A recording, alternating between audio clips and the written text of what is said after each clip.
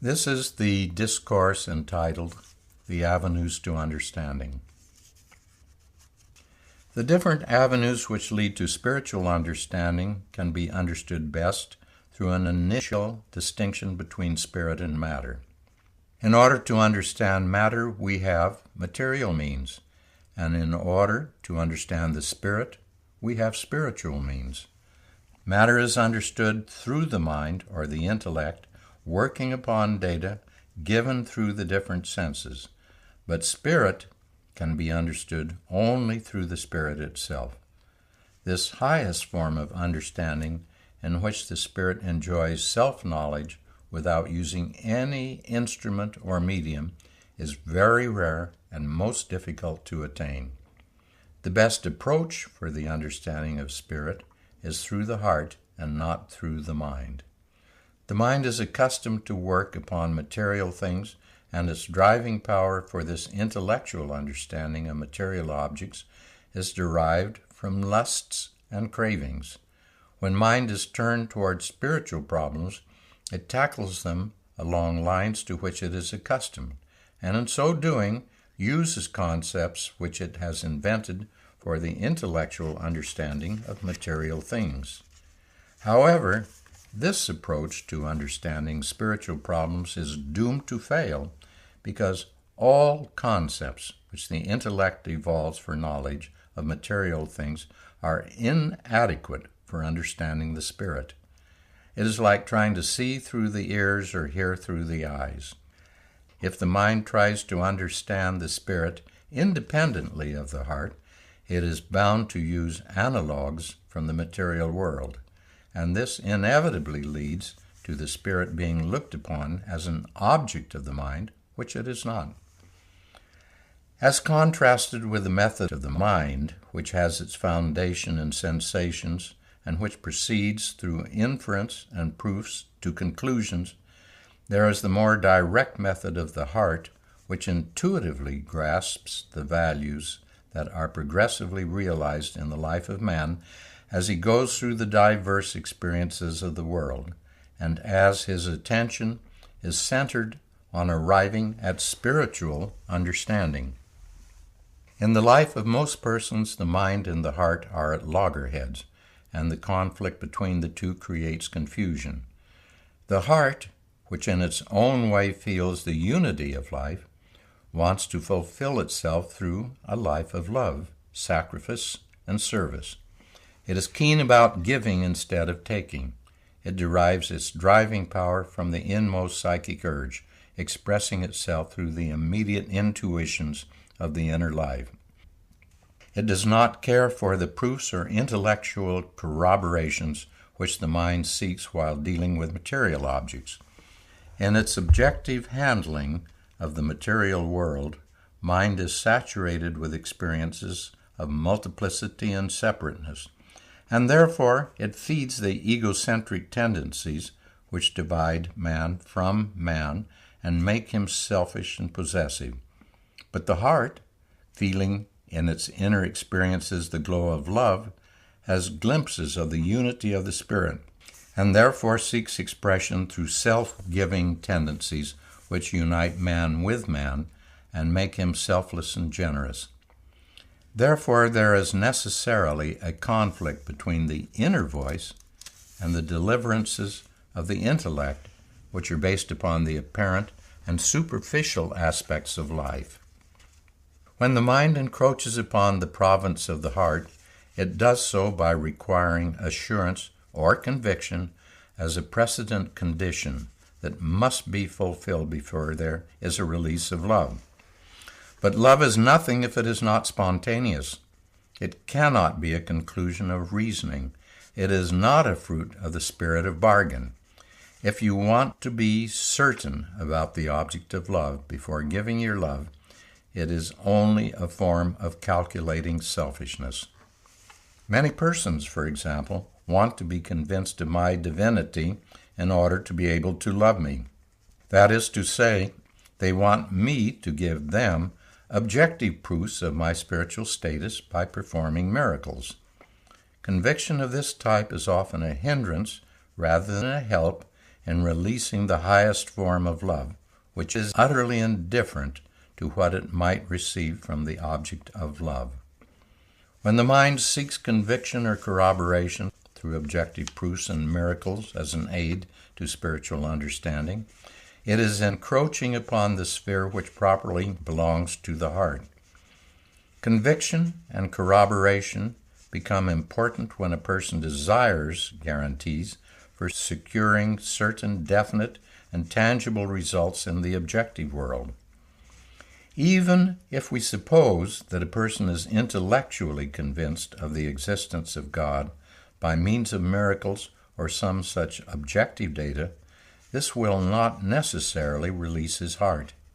The allegiance which he might perhaps give to God as a result of such cold revelation will be either through fear or through a sense of duty. Love, in which there is no sense of restraint, cannot be born of a conviction which is based upon things accessible to the mind. And where there is no love, there is no bliss or beauty of being. In fact, God's nature as the ocean of love cannot be grasped by the mind. God has to be known through love and not through intellectual search after miracles. That is the reason why I do not perform miracles for those who are closest and dearest to me. I would rather have no following than use miracles for convincing others of my divinity. It is true that, while loving me, people often do have spiritual experiences which were hitherto unknown to them, and these experiences help them in the further opening of their hearts. But they are not meant to feed the mental craving for intellectual conviction, and they should not be regarded as the goal. When a person has his eye on the results of actions instead of being concerned solely with their intrinsic worth, he is trying to tackle spiritual problems through the mind alone, and in doing so is interfering with the proper functioning of the heart. Mind wants to have all kinds of things, and therefore seeks objective proofs, convictions, and assurances. This demand of the mind is a fetter for the spontaneous outflow of love, which at once depends upon and furthers true spirituality. You cannot love through the intellect. What you may get through the mind is a theory of love, but not love itself. The knowledge which certain types of yogis have through their minds is merely intellectual and dry. It cannot give them the spiritual bliss which characterizes the life of love. Love and happiness are the only important things in life, and they are both absent in the dry and factual knowledge which is accessible to the intellect. Spirituality does not consist of intellectual knowledge of true values, but in their realization. It is this knowledge of inner realization which is worthy of being called spiritual understanding, and this is far more dependent upon the heart than on the mind. Knowledge of the intellect alone is on the same footing as mere information, and, being superficial, it moves on the surface of life. It gives the shadow and not the substance of reality. The hidden depths of the ocean of life can be gauged only by sounding the heart. The intellect of most persons is harnessed by innumerable wants. From the spiritual point of view, such a life is the lowest type of human existence. The highest type of human existence is free from all wants and is characterized by sufficiency or contentment.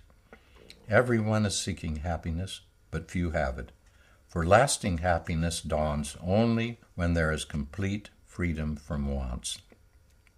This highest state of non-wanting may outwardly seem to imply inaction and to be easy of attainment. However, if anyone tries to sit quietly without inwardly wanting anything, and with full consciousness, that is, without going to sleep, he will realize that such a state of non-wanting is very difficult to attain, and that it can be sustained only through tremendous spiritual activity. In fact, complete non-wanting is unattainable as long as life is mind-ridden. It is possible only in supramental existence. One has to go beyond the mind to experience the spiritual bliss of desirelessness. Between the two extremes of a life harassed by wants and a life which is completely free from wants, it is possible to arrive at a mode of practical life in which there is harmony between the mind and the heart.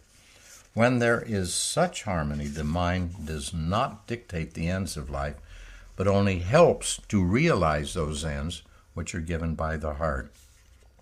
It does not lay down any conditions to be fulfilled before any utterance of the heart is adopted for translation into practical life. In other words, it surrenders its role of judge, which it is accustomed to play in its intellectual queries concerning the nature of the universe, and accepts unquestioningly the dictates of the heart. The mind is the treasure house of learning, but the heart is the treasure house of spiritual wisdom. The so-called conflict between religion and science arises only when there is no appreciation of the relative importance of these two types of knowledge. It is futile to try to glean knowledge of true values by exercise of the mind alone. Mind cannot tell you which things are worth having. It can only tell you how to achieve the ends accepted from non-intellectual sources. In most persons, the mind accepts ends from the promptings of wants, but this means denial of the life of the spirit. Only when the mind accepts its ends and values from the deepest promptings of the heart does it contribute to the life of the spirit. Thus, mind has to work in cooperation with the heart. Factual knowledge has to be subordinated to intuitive perceptions, and heart has to be allowed full freedom in determining the ends of life without any interference from the mind. The mind has a place in practical life, but its role begins after the heart has had its say. Spiritual understanding is born of harmony between mind and heart. This harmony of mind and heart does not require the mixing up of their functions. It does not imply cross-functioning, but cooperative functioning. Their functions are neither identical nor coordinate. Mind and heart must, of course, be balanced, but this balance cannot be secured by pitching the mind against the heart or by pitching the heart against the mind. It can be attained not through mechanical tension, but through intelligent adjustment. Mind and heart may be said to be balanced when they serve their proper purpose and when they perform their respective functions without erring this way or that. It is only when they are so balanced that there can be true harmony between them. Such harmony of mind and heart is the most important condition of the integral, undivided life of spiritual understanding.